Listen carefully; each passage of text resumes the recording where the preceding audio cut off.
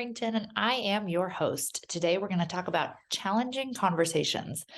Whether it's your spouse, whether it's your kids, whether it's a coworker or a client, challenging conversations come up all the time. And most of us weren't really modeled or taught how to navigate them, not only in a healthy way, but in a way that can actually bring about the desired outcome that you want. And so, most of us were raised with parents who, as we got older and we had more challenging conversations, sometimes used phrases like, well, it's because I said so. Or, you know, they kind of came up with these blanket statements of like, they got to be right just because they were the parent and we were wrong just because we were the child.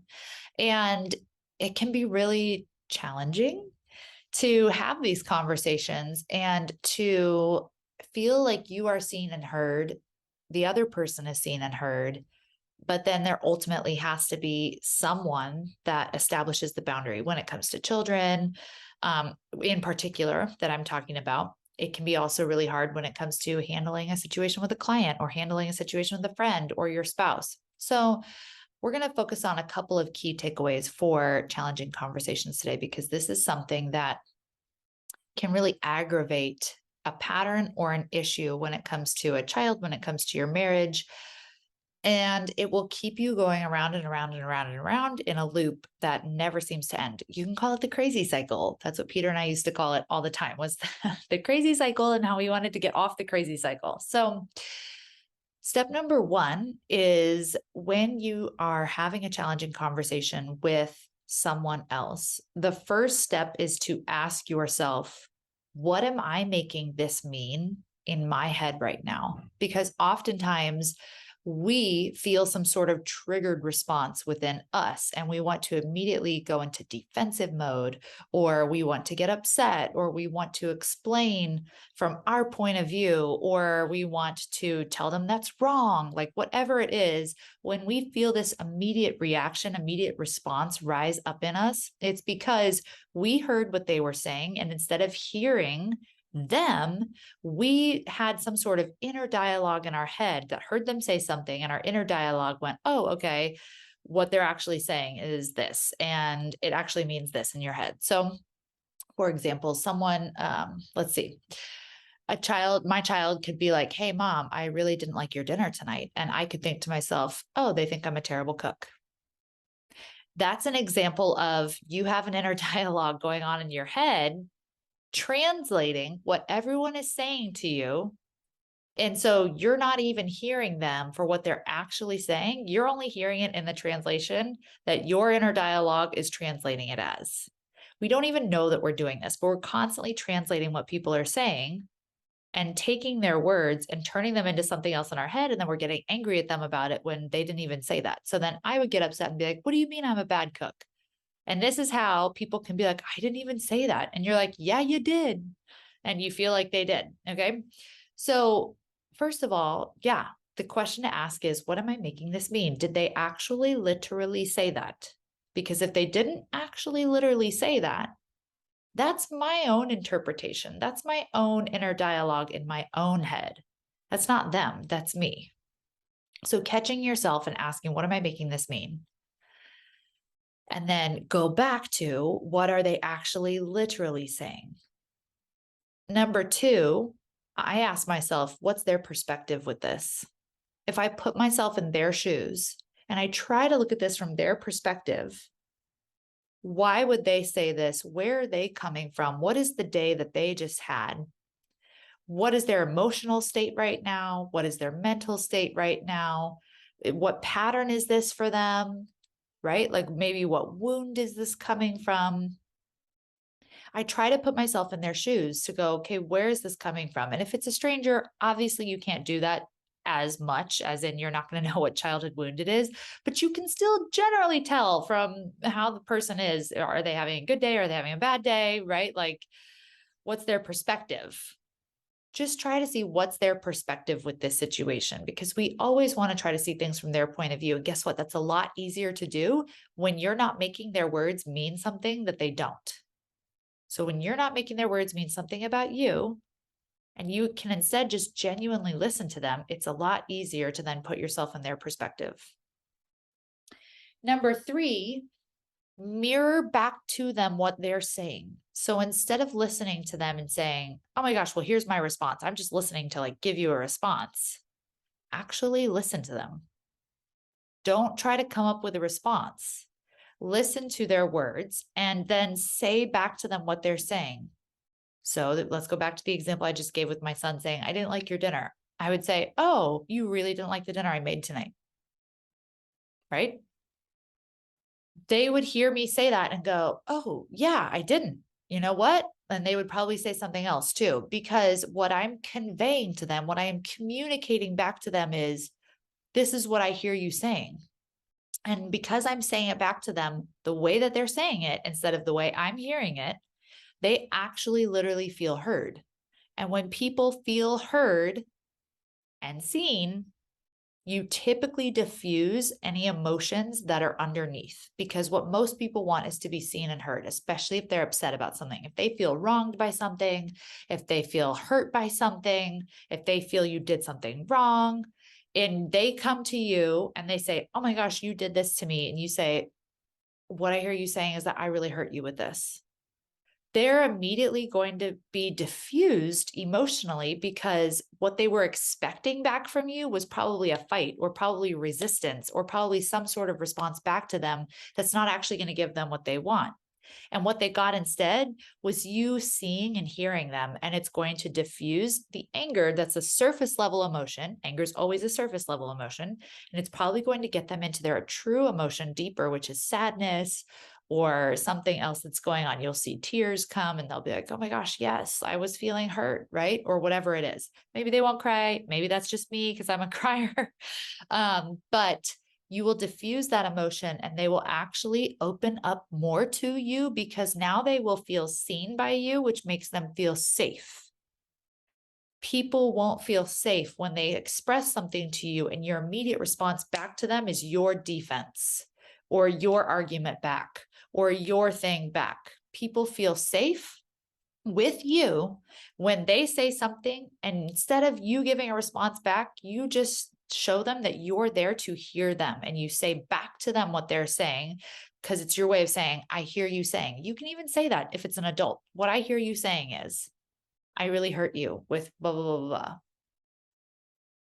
From there, they will probably expound on the issue because now they feel safe. So they will continue to open up. And you can keep doing this and saying, yeah, you felt really unseen by me. You felt really, and when I did that, that actually really hurt you. And you're literally just saying this back to them until they're done. They'll reach a point where they're done, and you can tell they're done because they won't add anything else to it after you repeat it back to them. Once you hit that point, that's your opportunity to say what we all want to hear, which is, I'm really sorry. Because even if you have an explanation, even if you didn't mean to, even if you had the best intentions, whatever it was, you know that for a fact, if you were hurt by someone, all you really want to hear is, I'm sorry, even if they didn't mean to, even if it wasn't their intention. Look, we all have wounds from our parents, and our kids are going to have wounds from us too. I want you to ask yourself right now, if I went to my parent and told them, you really hurt me with this, and they said, I'm sorry, how good would that make me feel? Pretty good, right? Now, your parents probably had a good reason for it. Probably wasn't their fault. They probably didn't mean to do it. Could they say all of these things to you in response instead of I'm sorry? Yeah. Would they be right? Probably. Would that make you feel close to them? Would that make you feel seen by them? No. And what we want more than anything is relationship. You want relationship over being right. You want to be happy more than you want to be right. So when they have finished expressing or expounding on this, just saying, I'm sorry, because you were able to stop making what they're saying mean anything about you. You know that it's not meaning something negative about you. 2, you're able to look at their perspective. And 3, you're able to say, man, I'm really sorry about that. That is how we navigate a challenging conversation. Once you have apologized, once you have owned your part, if there's something to own, even if it's just by saying, I'm really sorry, I didn't realize, or I'm really sorry, I fucked that up or messed that up. I'm trying to get better, not swearing, not swearing. Even if it's just saying those two things and giving them that moment, I guarantee they will be far more receptive to hearing you say, this was what was going on with me. Or, hey, this is what I need. Or, hey, this happened to me. Or, hey, this is what I'm feeling upset about. They'll be far more receptive to you coming back to them and saying, hey, actually, this is what I need to talk about, or I need to establish, or here's my side, or whatever your response is. They'll be far more receptive to it because they will feel seen, they will feel heard, they will feel safe. And now they will feel like you actually care when you say, I'm sorry. When they feel that you care, guess what? They're going to care about you and what you have to say. See how this works? We need to give what we want to receive, because inevitably when we give, then they want to give back. They want to give back. It's just how people work. When we feel seen, heard, and safe with someone, we want to be those things for them too. This is also how we model to our kids how to see and hear someone, how to not take things personally and make it about us. And that makes us a better spouse and a better friend to people in general, because you hate it when you go to someone and you're like, oh my gosh, I need to tell you, I'm like really hurt about this thing. And all they can do is talk about their side or what they meant or their good intentions or blah, blah, blah, blah, or like somehow make it about them. And you want to be like, this is not about you right now. You're not a good space holder for people. You are not a good friend when you cannot witness their emotions and hear their hard conversation and not take it personally. You must know how to not take it personally. And this is how you do that. You ask yourself, what am I making it mean about me? Guess what? I don't have to make it mean any of those things about me. I can literally just hear what they have to say, because you can. You do not have to take it personally. Number two, what is their perspective? What's going on for them? What would make someone feel this way? Number three, what I hear you saying is, and you say it back to them. Number four, I'm really sorry. And then you take the conversation from there. This is also how you take charge of the conversation, and inevitably, you'll probably end up getting what you want out of this conversation because you will have gone into the conversation and given first. We know that he who gives the most usually wins, right? The most generous people are the ones that usually win. Be generous in these conversations. Give what you want to receive. Be the first. Be the first to give what you want to receive. That does not mean that when you come back and say, now I want to talk about this, you can't establish a boundary. That does not mean that you can't ask for what you need or you want. You absolutely can, but guess what? Now they're going to be far more receptive to you. All right, navigating challenging conversations 101 for parenting and for marriage. If you're interested in learning more about this so that you can step into that role as a mom and help your kids grow up with healthy ways of handling things that you didn't get when you were a kid, or you want to grow your marriage and you want to deepen that connection and your intimacy, I encourage you to check out Equipped 2023. It's a live mentorship program that I'm kicking off in January of next year. It's going to go for a whole year. There's going to be a live event. It's all about helping equip women across the board with a holistic point of view. We're going to be combining the practicals like this with here's some how-tos for you, along with the spiritual component and what's really going on spiritually, because we want to have the full picture. And a lot of times the courses, the programs, what we're taught only deals with the practical or the spiritual. It doesn't combine the two. When you combine the two, that's when you get transformation. And that's what God wants to equip us with so that we can walk out our motherhood, our wife role, our business role, our mission role with excellence, is by having the tools for the practical and the spiritual. So go check it out. There's a link in my Instagram bio to apply. And I did a a live about it on my IG. Would love to see you in the group. And if you love this episode, take a screenshot, tag me on Instagram. Would love to hear your takeaways. It's at joyharrington.ig.